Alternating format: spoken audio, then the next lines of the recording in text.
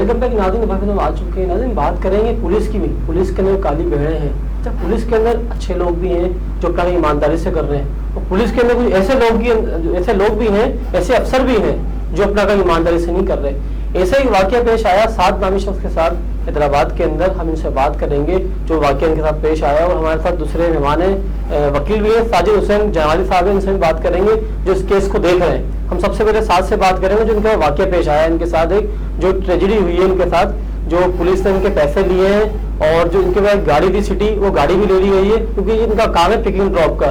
ये सवारी के यहाँ से बिठा के हैदराबाद टू कराची से काम करते हैं। इनसे हम पूछेंगे कि ज़बानी का कैसा वाकया पेश आया। अस्सलाम वालेकुम। साथ कैसे वाकये पेश आया आपके साथ, और आप क्या काम करते हैं ये बताएं। सर पहले तो बहुत शुक्रिया, आपने मुझे मौका दिया मेरी वजाहत पेश करने का। मैं असल में पिक एंड ड्रॉप मैं फर्टिलाइजर में जॉब करता था, लेकिन सैलाब की वजह से जो काम नहीं था, पिक एंड ड्रॉप चला रहा था, मकसद जो है चला रहा था गाड़ी। अब मैंने फैमिली बिठाई कराची से हैदराबाद के लिए, उसने वापस कराची भी आना था। वो फैमिली मेरे साथ गई है अब्दुल्ला मॉल तक।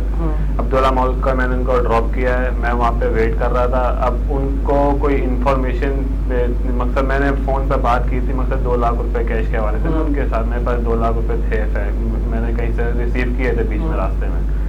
अब वो उनके बाद कहीं से मकसद हो सकता है ये लेडीज ने इंफॉर्मेशन आके किसी को दी हो। मकसद कराची थे जब जा रहे, किस काम से जा रहे थे आप? मैंने पिक एंड ड्रॉप भी करा था, लेकिन रिकवरी भी हो गई, मकसद है ना, क्योंकि आजकल आपको पता है बैंक में टैक्सी वगैरह। आपको पैसे लेने थे, किसी से पैसे भी लेने थे जी। ठीक है। कौन सी गाड़ी थी आपके पास? सिटी थी 98 मॉडल, सिल्वर कलर की जी।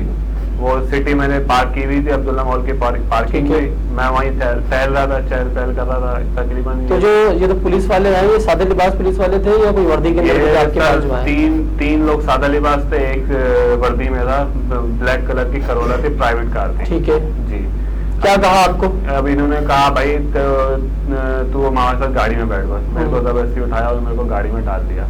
अच्छा। फिर मेरे को वहाँ थोड़ा घुमाया फिराया, तकरीबन जो ना आधा घंटा गाड़ी में घुमाया फिराया।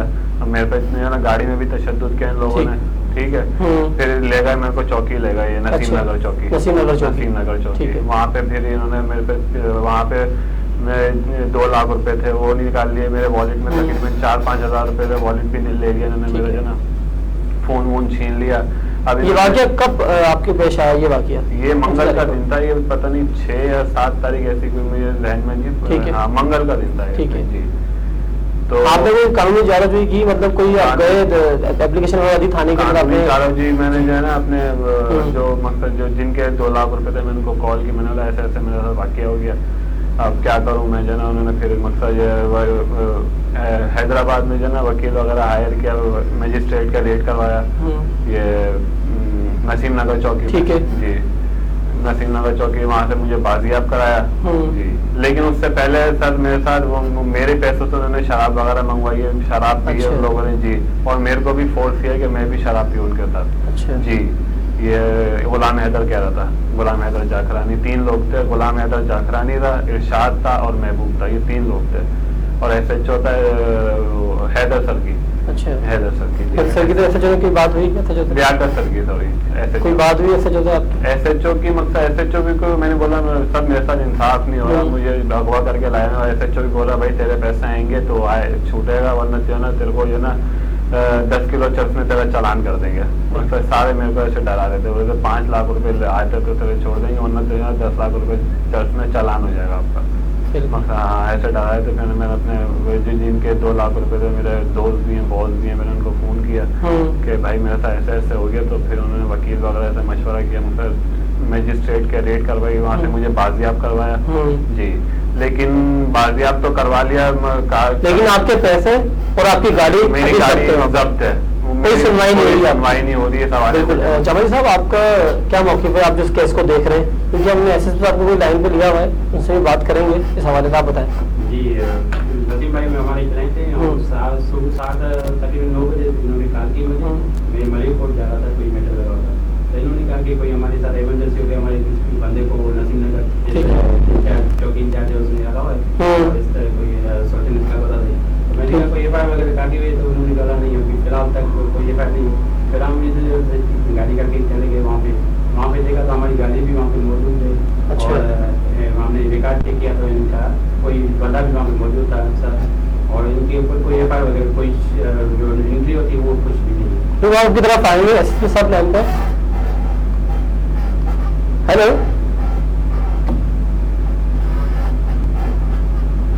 सर, ये अमजद शेख साहब लाइन पर। सर, हैदराबाद में एक वाकया पेश आया, 7 साल के शख्स के साथ पुलिस सादा लिबास पुलिस वाले ने उसको उठाया है, वहां से ये टिकट ड्रॉप करता था करता, ये Karachi to Hyderabad ticket drop करता है।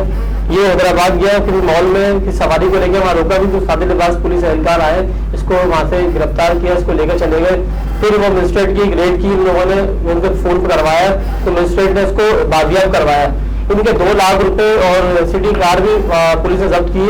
ये वाकया आपकी नॉलेज में है सर?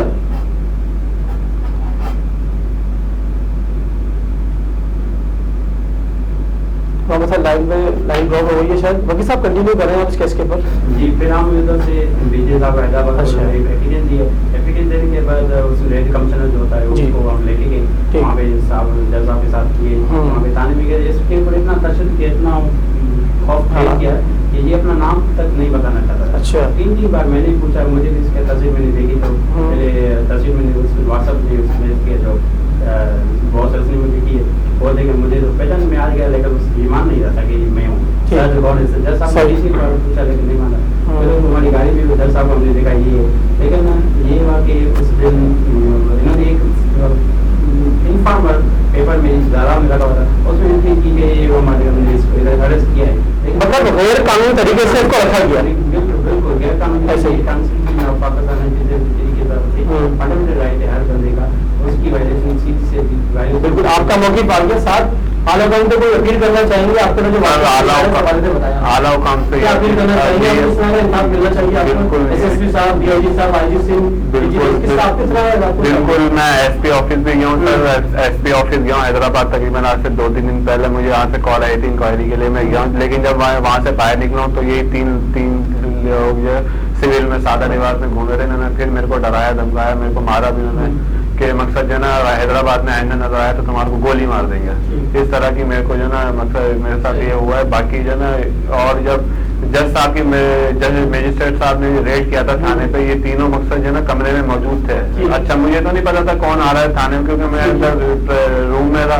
अब सामने जज साहब आए, इन्होंने मेरे जो ना इरशाद ने मेरे वेपन रखा हुआ था, बोला तूने अगर नाम लिया तेरे को जो है शूट कर दूंगा मैं, मतलब इस डर से मैंने अपना नाम नहीं लिया जी। तो फिर बाद में वसीम भाई आया, वसीम भाई जो ना मेरे को मकसद ले गया हाथ जी वसीम भाई जी।